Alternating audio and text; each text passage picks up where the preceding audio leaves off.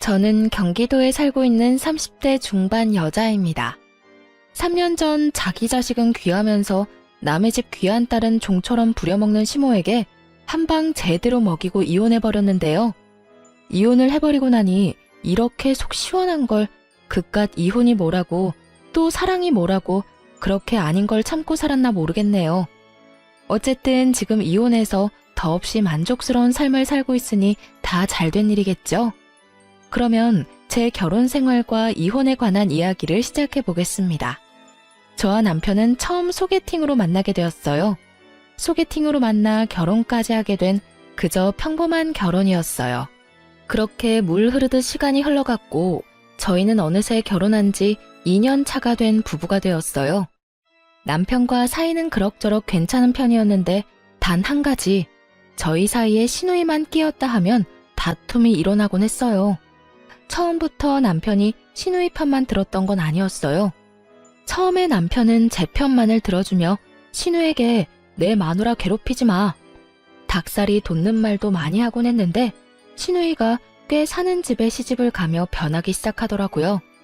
그 이유는 시누이가 알게 모르게 남편의 일에 도움을 주기 때문이었는데 시누이는 자기 남편을 살살 구슬려 남편의 일에 대해 조언도 하게 해주고 이런저런 도움을 주었다고 하더라고요. 그 덕에 남편은 언젠가부터 이런 말을 달고 살더라고요.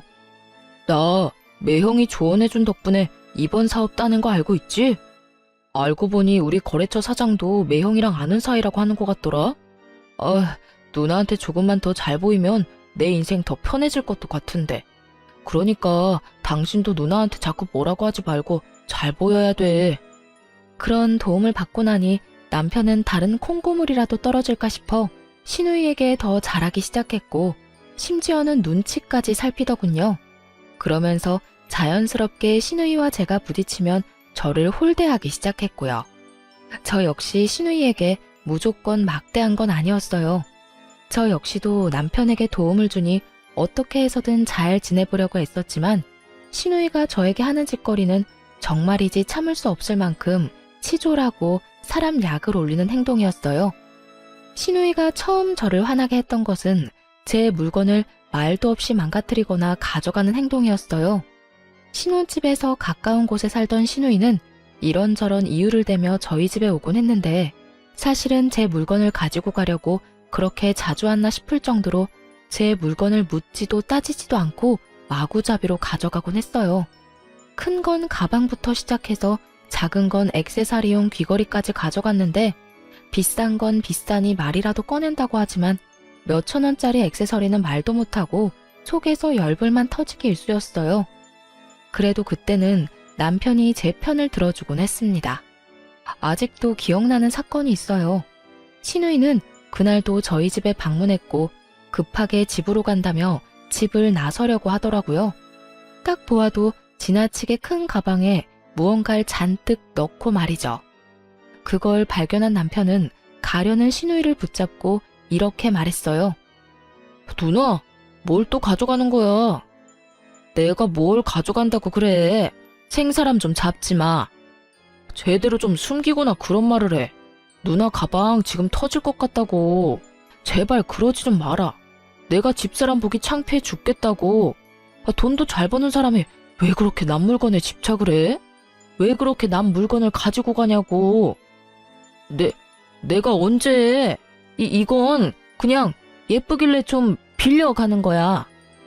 한여름에 오리털 패딩 입을 일이 뭐 있다고 빌려간다는 말을 해? 그리고 빌려가는 것도 아니잖아. 빌려가는 건 주인한테 물어보고 가지고 가는 건데 누나 집사람한테 아무 말도 안 했잖아.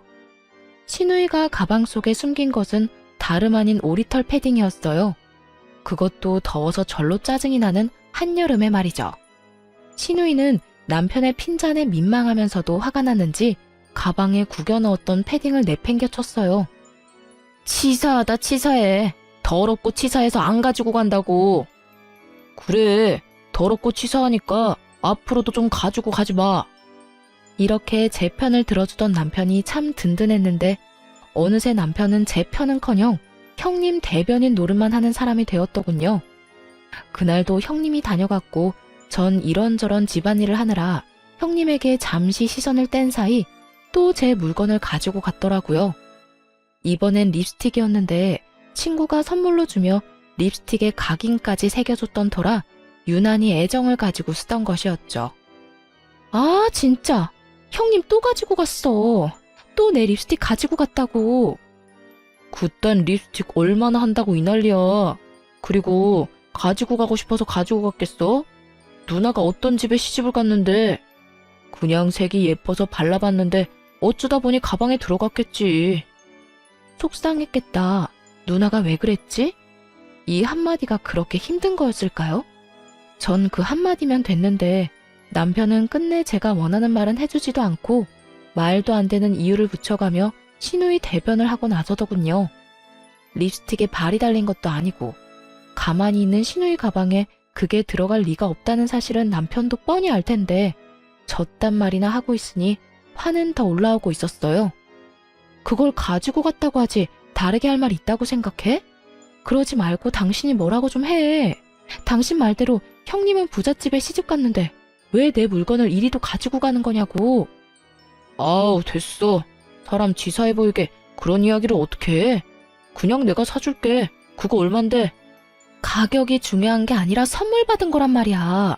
몇 번 바르지도 않았고. 비싼 거면 내가 직접 형님한테 말했겠지. 매번 말하기도 좀스럽게 꼭 이런 거만 가져가니까 더 미쳐버릴 것 같아. 그만해. 다음에 내가 만나서 잘 이야기할 테니까. 이야기할 생각도 없으면서 저딴 말을 한다는 건 더는 이야기하고 싶지 않다는 남편의 신호였고 저 역시 그런 남편과 실랑이를 벌이고 싶지 않았기에 남편을 한번 쏘아보고선 입을 다물었어요. 그나마 그 모든 것을 참고 살 수 있었던 건 부잣집에 시집간 시누이가 시집살이하며 저희 집에 오는 날이 현저하게 줄었다는 것이었어요. 가끔 와서 작은 물건 하나씩 가져가는 정도야 예전에 비하면 아무것도 아니었기에 저도 큰 소리 내지 않고 그저 하소연이나 하며 넘길 수 있었던 거죠. 그런데 더는 하소연이나 하며 넘길 수 없는 일이 일어나고야 말았어요. 그날은 시누이가 또 갑작스럽게 저희 집에 들이닥친 날이었는데요. 저는 그 당시 임신 준비 때문에 집에서 쉬며 병원에 다니고 있었고 그 때문에 저 역시 조금은 예민한 시기였어요. 그날 역시 병원에 다녀와 집에서 쉬고 있는데 시누이가 장 보러 나온 김에 들렀다며 집으로 들어오더라고요. 시댁이 오죽 답답했으면 장 본다는 핑계 대고 우리 집에 왔을까 싶어 친절하게 대해주려고 노력했는데 그런 저의 마음을 아는지 모르는지 시누이는 시댁에서 당한 모든 것을 저에게 쏟아내기 시작했어요. 올케는 집에서 뭘 하길래 집이 이 모양이야? 날이 선 목소리를 보아하니 한바탕 깨지고 온 것이 분명하더라고요. 그렇지 않아도 앙칼진 시누이의 목소리가 2옥타브는 높아진 것 같았으니까요. 전 최대한 다툼을 피해보려 친절하게 대답하려 애썼어요. 집이 어떤데요? 어제 대청소했는데 제가 보기엔 깨끗한데요. 올케, 눈 나빠? 여기 머리카락 안 보여? 여기 머리카락 떨어져 있잖아. 시누이가 가리킨 쪽엔 긴 웨이브 머리카락이 떨어져 있었는데 대충 보아도 그건 시누이의 머리카락이었죠. 전 짧은 단발이었기에 저 길이의 머리카락이 떨어지려야 떨어질 수가 없었으니까요. 형님, 그건 형님 머리카락이잖아요. 그렇게 머리카락을 매만지니까 머리카락들이 버티겠어요? 그래? 어찌되었든 거슬리니까 얼른 치워. 어? 이거 못 보던 건데 새로 샀어? 시누이의 손가락의 끝엔 큰맘 먹고 퇴직금으로 산 명품 샌들이 있었고 전 순간적으로 아차 싶었어요. 뭐긴 뭐예요. 그냥 신발이죠. 이거 명품이잖아. 무슨 돈으로 샀냐고. 올케 혹시 집에서 놀고 먹으면서 내 동생 돈으로 사치 부리고 살아? 그 순간 확 성질이 올라오더라고요. 가정주부가 하는 일이 많다는 걸 누구보다 잘 아는 시누이가 저딴 말이나 하며 남편 등골 빼먹는 여자로 몰고 가니 더욱 화가 났던 것 같아요. 전 시누이의 말이 끝나자마자 언성을 높이며 시누이에게 따지듯 말했어요. 형님, 무슨 말을 그렇게 하세요? 형님도 일 안 하고 집안일만 하는데 놀고 먹기만 하는 거 아니잖아요. 그리고 이 신발 제 돈으로 샀어요. 그간 직장 생활을 하느라 고생했다는 의미에서 제 돈으로 산 제 신발이라고요. 시누이는 제 말을 듣지도 않은 채 명품 신발을 들고 이리저리 살펴본다 싶더니 이내 발을 우겨넣고 있더라고요. 신우의 발은 245 사이즈였고 제 발은 230 사이즈로 아무리 우겨넣는다고 한들 소용없는 짓이었는데 말이죠. 잘 넣으면 들어갈 것 같은데? 형님, 그러지 마세요. 그러다 망가진다고요. 에이, 망가지기는 무슨. 한번 신어보고 괜찮으면 나도 사려고 그래. 있어봐. 이렇게 하면 들어가려나? 형님, 진짜 그러다 뜯어질 것 같아요. 진짜 옳게. 안 뜯긴다니까. 혹시나 망가지면 내가 사줄게. 이까짓 거 얼마나 한다고 이 난리야? 신우이는 인정사정 없이 발을 밀어넣으며 뒤꿈치용 가죽 끝을 잡아당기고 있었고 결국 뚝 하는 소리와 함께 가죽이 뜯겨나가고 말았습니다. 형님! 어머, 이거 왜 이렇게 됐지? 멋쩍은 듯 웃는 신우이와 깊은 탄식과 함께 얼굴을 감싸지고야만 저의 사이엔 신우이의 얄미운 웃음소리만 맴돌고 있었어요. 그 순간 그간 신우이가 가져간 제 물건들이 떠오르며 참을 수 없는 화가 올라오더라고요. 하물며 저도 아끼느라 몇 번 신지도 않은 신발을 제가 그렇게 말렸음에도 불구하고 우겨넣다 제 눈앞에서 다 뜯어버렸으니 화가 나고도 남을 상황이었죠. 그 순간 정말 눈이 뒤집힌다는 느낌이 들며 신우이를 향해 그동안 쌓였던 울분을 토해냈어요. 형님, 진짜 왜 이러세요? 저한테 무슨 억하심정이라도 있어요? 그러지 않고서야 왜 저희 집에만 오면 이렇게 제 물건을 망가뜨리세요? 망가뜨리고 가져가 버리고. 형님, 저번에 제 명품 가방 말도 없이 가져가서 저하고 싸웠던 건 기억하죠? 그땐 뭐라고 했어요? 이제 제 물건은 더럽고 치사해서 쳐다도 안 본다고 하지 않았어요? 그 뒤로 어떻게 하셨어요? 그 뒤로 내가 뭘 어쨌는데.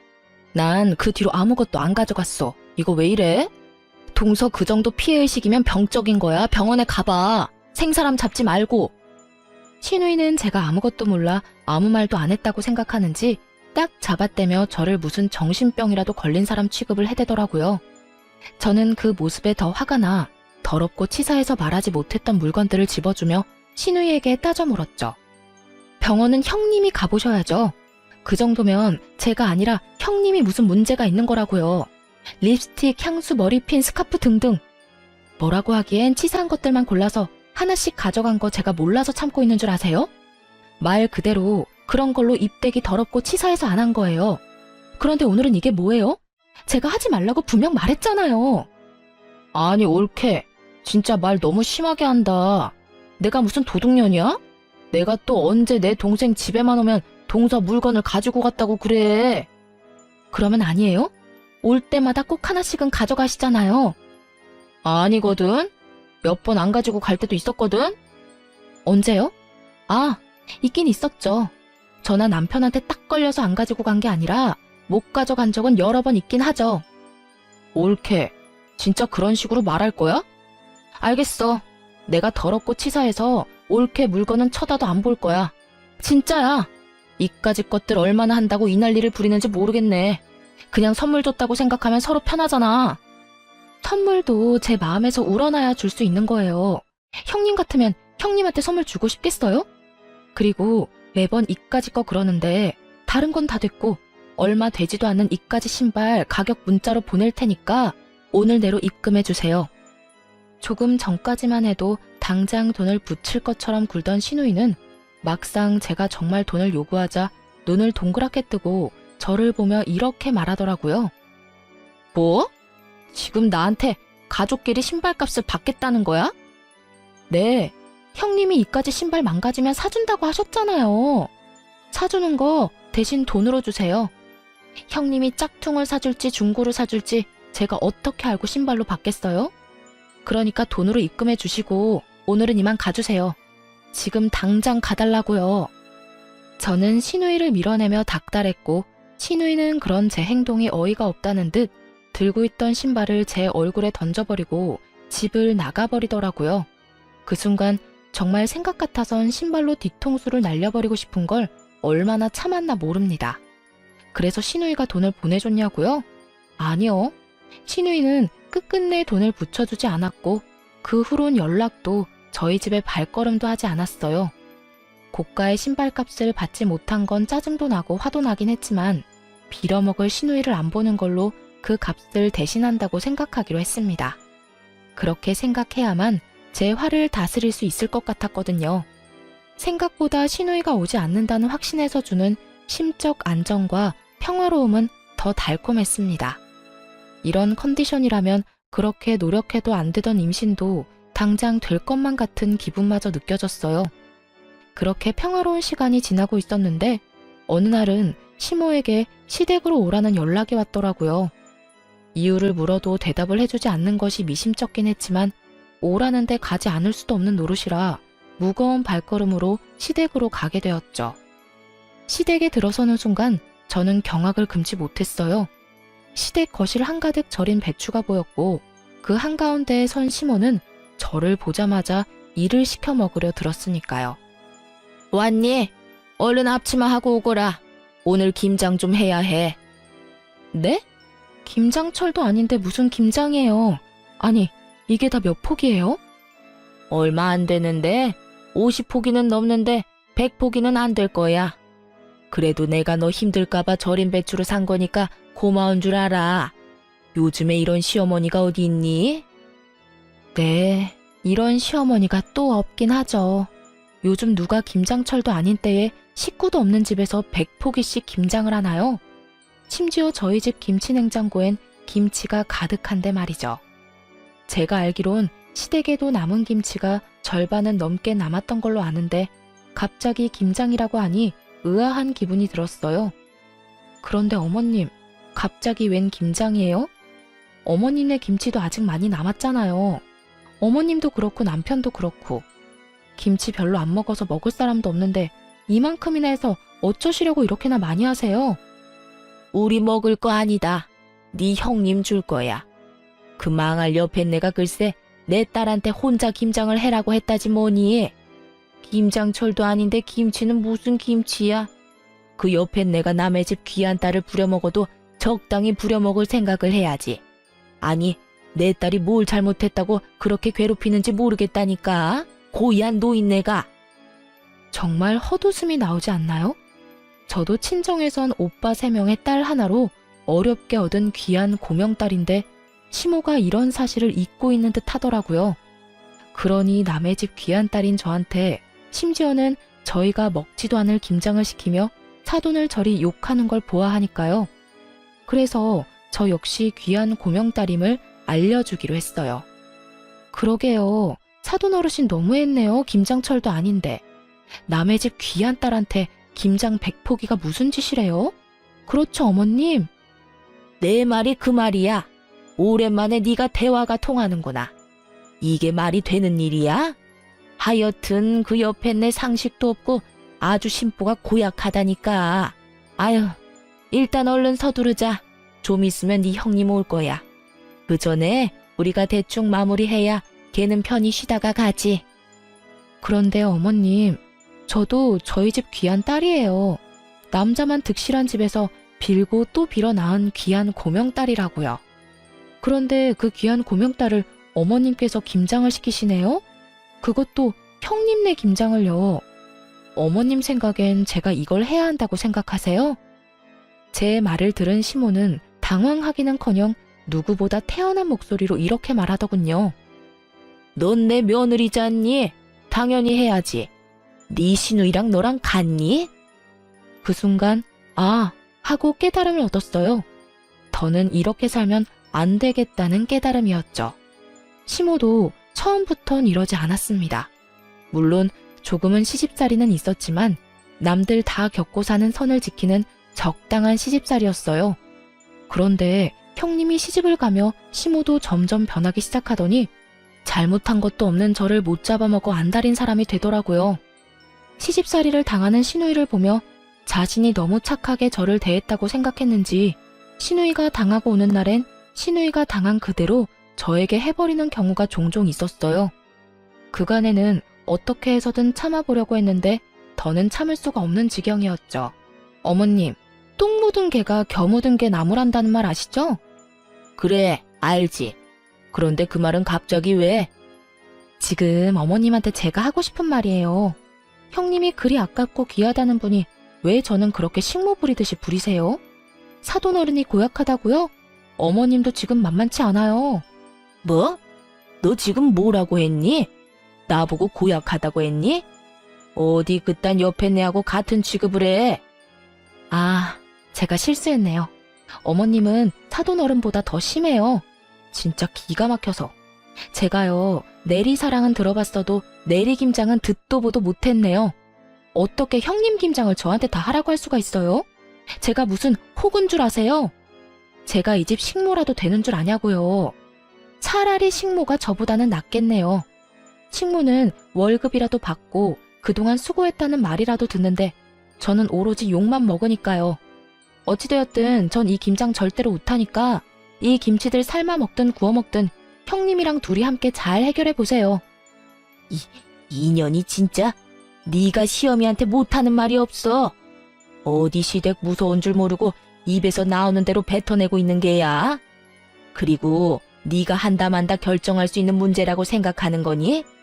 너는 그냥 내가 시키면 그 입 뻥끗도 하지 말고 시키는 대로 다 하면 돼. 알겠어? 제가 어머님이 기르는 똥개라도 되는 줄 아시나 본데 동물도 어머님처럼 괴롭히면 확 물어버려요. 그건 아시죠? 그러니까 제가 마지막 예의 챙겨드릴 때 그만하세요. 더는 이런 취급 받고 살지 않을 거니까요. 뭐야? 너 지금 날 상대로 겁주고 있는 거냐? 감히 네가 시어머니인 나를? 아주 네 버르장머리가 하늘을 찌르는구나. 어디서 보고 배운 거 없이 이따위로 구는 거야? 시모는 그야말로 노발대발 화를 내고 있었고 저는 그러거나 말거나 집에 갈 채비를 하고 있었어요. 그 순간 시댁으로 시누이가 들어왔고 화를 내는 시모를 본다 싶더니 저에게 상황을 물어오더군요. 옳게, 이게 무슨 상황이야? 우리 엄마 왜 저렇게 화가 난 거야? 절인 김치를 보고도 몰라서 묻는 거예요?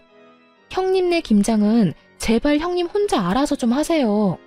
나이가 몇 살인데 무슨 일만 있으면 쪼르르 친정에 와서 징징거리는 거예요. 아니, 징징거리고 끝나는 문제면 몰라. 왜 애먼 사람까지 스트레스 받게 만드냐고요. 어쨌든 나는 이 김장 절대 못하니까 형님 혼자 알아서 잘하세요. 저는 바닥에 떨어져 있던 앞치마와 장갑을 시누이 손에 줘버렸고 시누이는 제가 준 장갑과 앞치마를 내려다보더니 이렇게 소리치더라고요. 아니, 내가 이걸 왜 해? 우리 엄마가 올케한테 하라고 시켰다며. 그러면 올케가 해야지. 애초에 이건 형님 시어머님이 형님한테 시킨 거라고요. 이 말이 무슨 말인지 모르겠어요? 이 일은 애초에 내 일이 아니라 형님 일이란 뜻이라고요. 자기의 일은 스스로 하자. 몰라요? 몰랐으면 이참에 좀 아세요. 요즘 5살짜리도 자기 일은 자기가 알아서 한다고요. 너 지금 말 다 했어? 내가 5살짜리 애보다 못하단 이 뜻이니? 아, 다 됐고 내가 다 못 들은 말로 해줄 테니 얼른 일이나 해. 지금 이러고 있을 시간 없단 말이야. 얼른 하라고. 이럴 시간이 없으면 혼자 다 하시면 되겠네요. 전 그냥 집에 갈 테니까. 제가 무슨 호구인 줄 아나 본데 저 호구 아니거든요. 그러니까 이 김장 혼자 알아서 하라고요. 난 못한다고 몇 번 말해? 네가 하라고. 네가 다 하고 가라고. 제 말에 약이 오를 대로 오른 시누이는 제 얼굴에 쥐고 있던 고무장갑과 앞치마를 던지며 끝까지 저에게 생태를 부리더군요. 처음도 아니고 2번이나 시누이가 던진 물건에 얼굴을 맞아버리니 화가 치솟아 오르며 이대로 가만히 있으면 안 되겠다는 생각을 했어요. 도저히 말로 해선 들어먹을 것 같지 않다고나 할까요?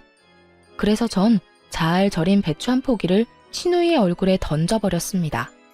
네, 그 막장 드라마의 한 장면처럼 말이죠. 야, 미친 게 지금 나한테 뭘 던지는 거야? 직접 맞아보고도 모르겠어? 왜? 한 포기 더 맞아볼래? 그러면 알겠어?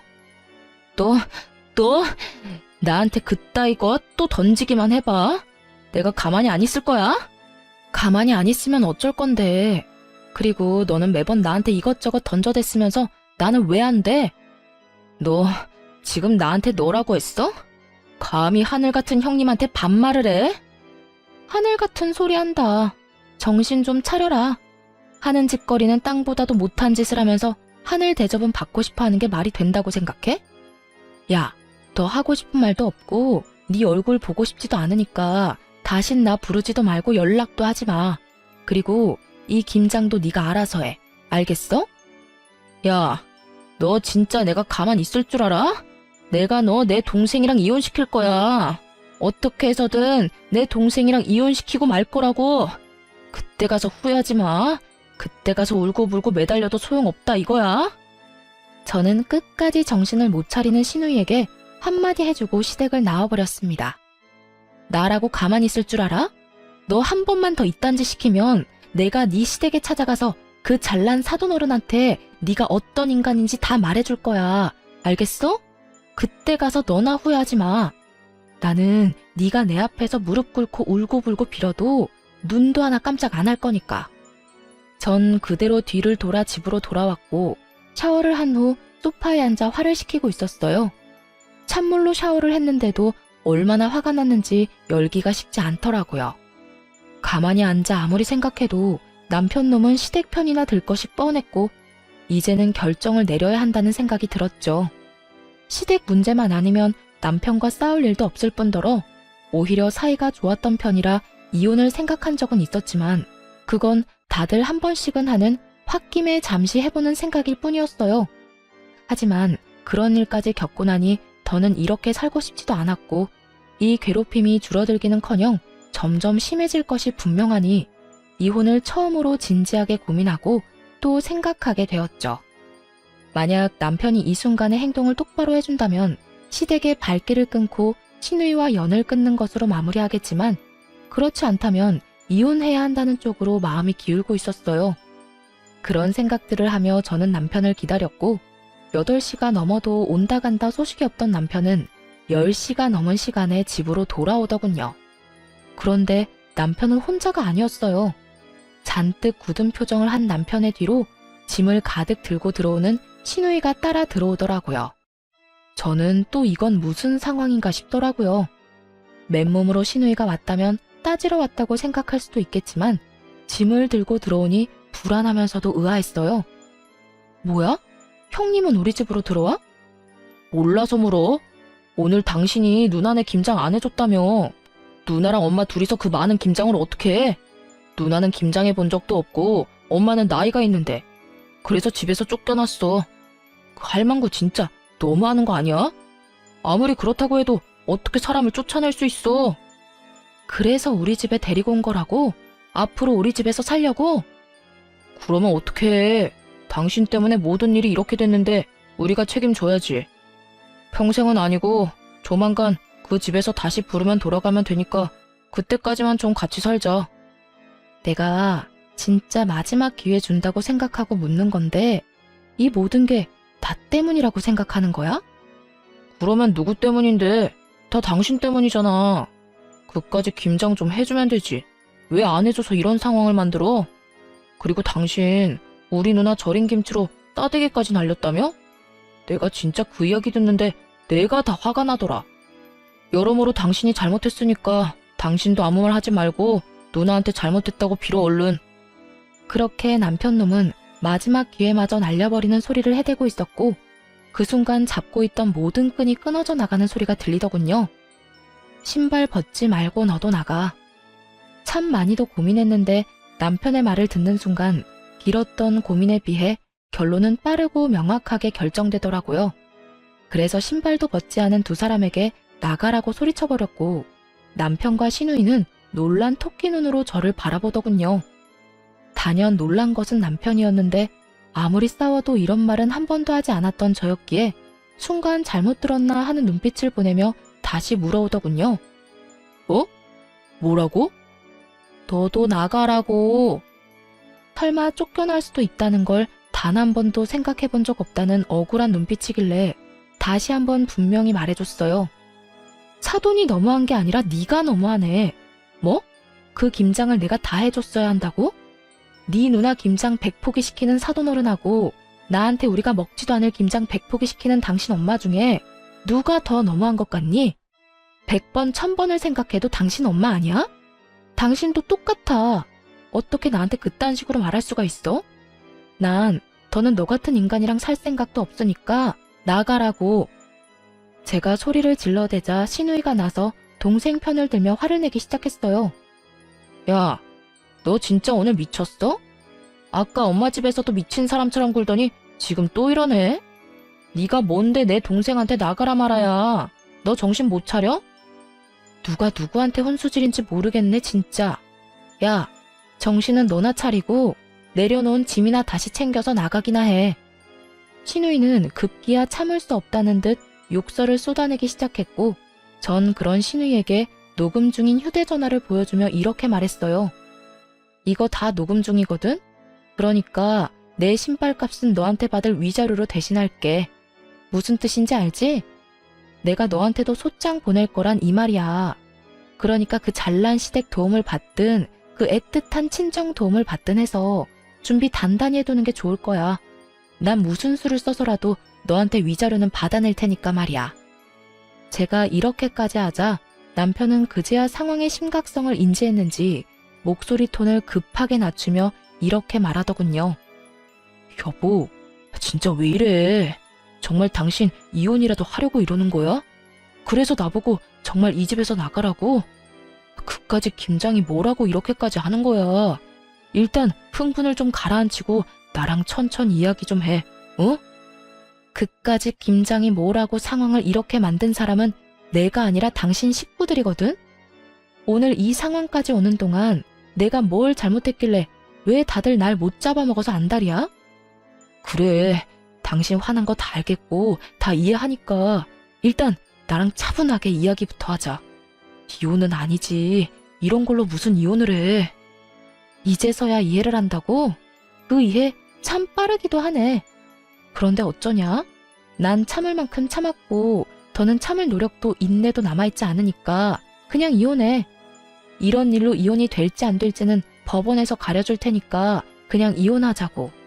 그리고 이 집에서 당장 나가.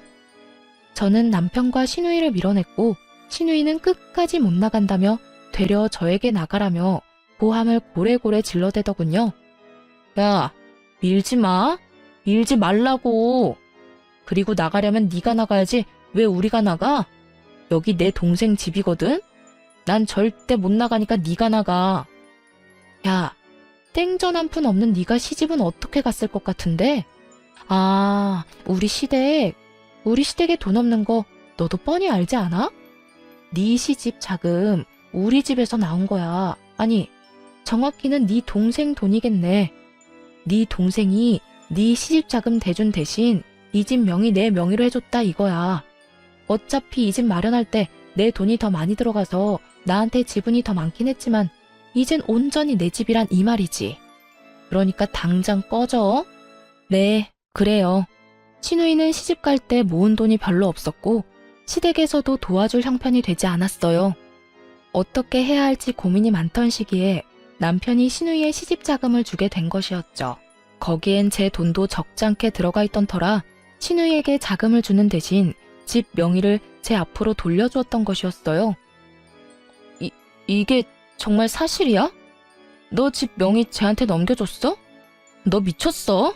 집을 넘겨주면 어떡해 해? 이제 우리 어디 가서 살려고?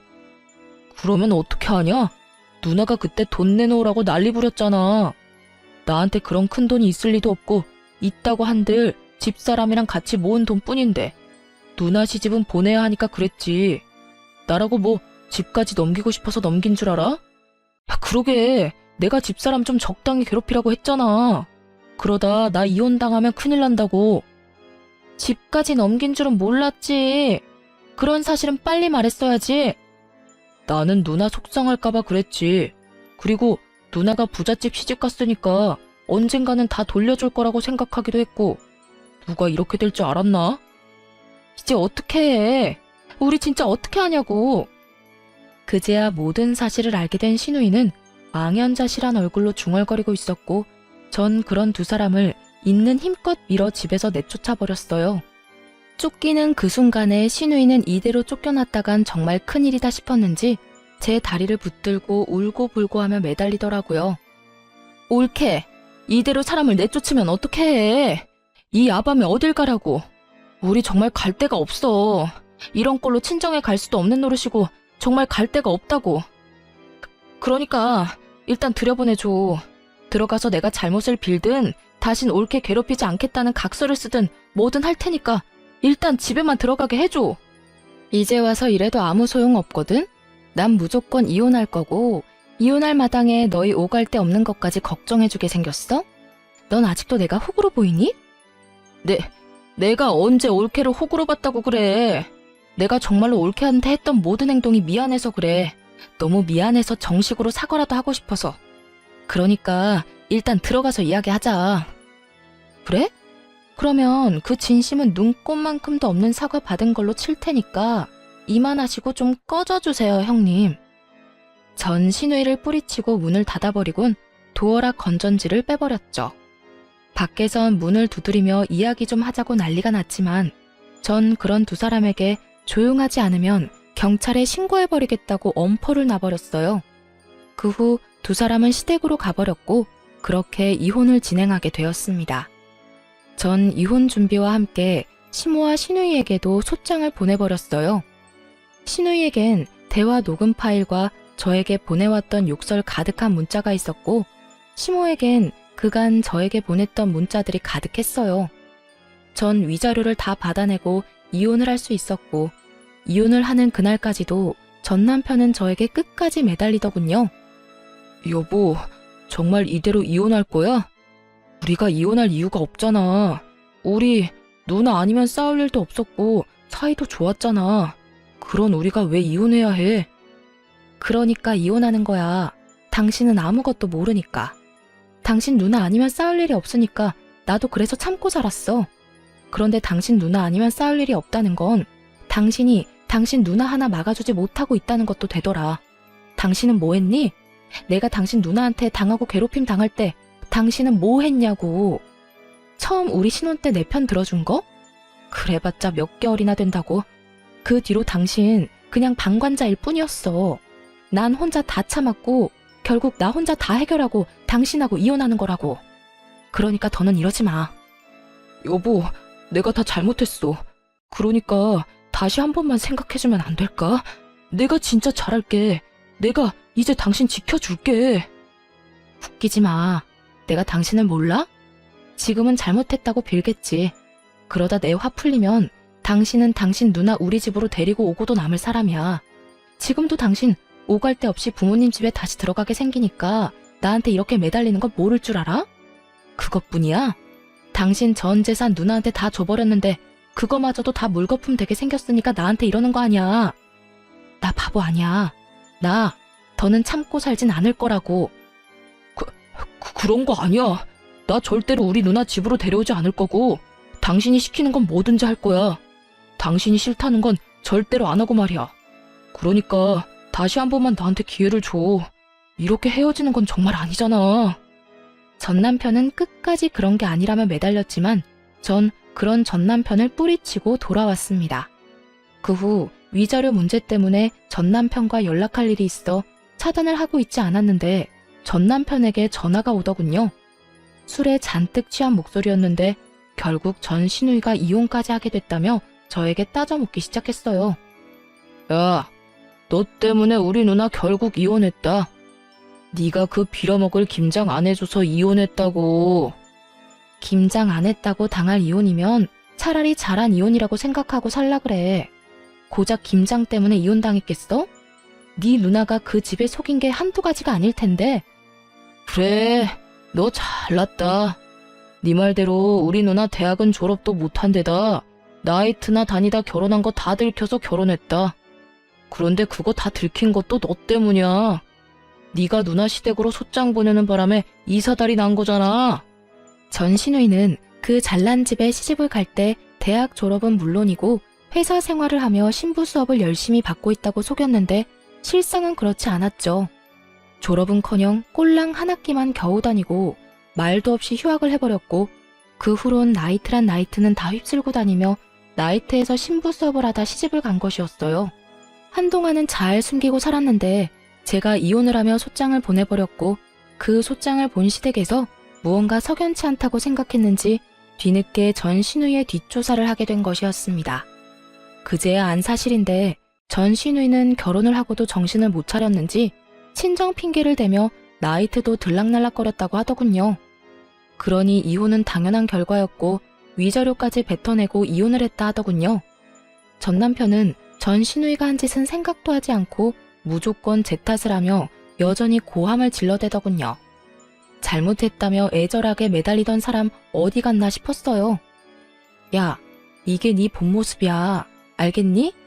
무슨 일만 생기면 네 가족 허물은 덮어놓고 무조건 내 탓만 하는 이게 네 본 모습이라고. 그래, 이게 내 본 모습이다. 네가 어쩔 건데 어쩔 거냐고. 그리고 너 우리 누나 어떻게 할 거야? 우리 누나 어떻게 책임질 거냐고. 우리 누나 다시 매형이랑 붙여줄 거 아니면 우리 누나 위자료라도 내놔. 돈이라도 내놓으라고. 너 진짜 제정신 아니구나. 내가 왜 돈을 줘야 하는데. 네 누나가 내 물건 훔쳐간 것만 생각하면 위자료 말고 주머니 속 10원짜리 하나까지 다 쓸어오고 싶은 심정이야 내가. 그런데 나한테 돈을 내놓으라고?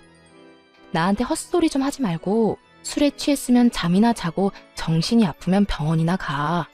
요즘 정신병원 다니는 거 부끄러운 일도 아니니까.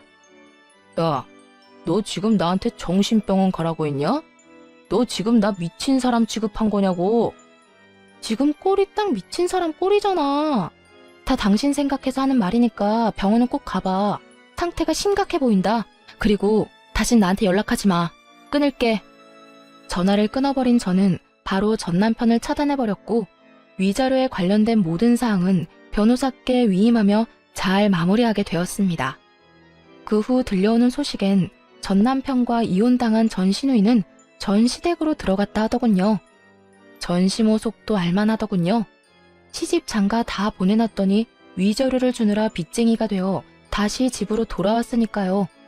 그 짧고도 통쾌한 소식을 마지막으로 더는 그 사람들의 소식은 들을 수 없었어요. 아니, 듣고 싶지도 않아 귀를 막고 살았네요. 그 후 전 집값이 많이 오른 집을 처분하고 혼자 살기 편한 작은 집을 얻어 잘 살고 있어요. 일을 쉰 지 오래돼서 그런지 취업이 잘 되지 않더라고요. 사연을 들어보면 제 취업도 턱턱 잘들 하시던데 저는 그렇진 않았어요. 그래서 엎어진 김에 쉬어간다고 생각하며 휴식기를 보내며 미래를 고민하게 되었고 고민한 결과 작은 가게를 차리게 되었어요. 요즘엔 어느 정도 자리를 잡아 떵떵거릴 만큼 돈을 많이 버는 건 아니지만 생활에 무리 없을 만큼은 벌며 잘 지내고 있습니다. 전 앞으로도 이렇게 소소하게 지내며 큰 욕심 부리지 않고 그저 평범하게 살아보려고 해요. 이렇게 살아가다 좋은 사람이 생기면 연애도 다시 하고 꿈이 생기면 그 꿈을 위해 또 노력하며 살아가려고요. 가끔 저에게 이혼한 걸 후회한 적이 없냐고 묻는 사람들이 간혹 있는데요. 저는 그럴 때마다 이렇게 대답합니다. 왜 진작 이혼하지 않았을까? 그 후회는 한다고요. 이거 하나만 빼면 우리 부부 사이엔 아무 문제가 없는데라는 말은 그 하나를 해결하지 않아 우리가 계속 싸우고 있음을 너무 늦게야 깨달은 것이었죠.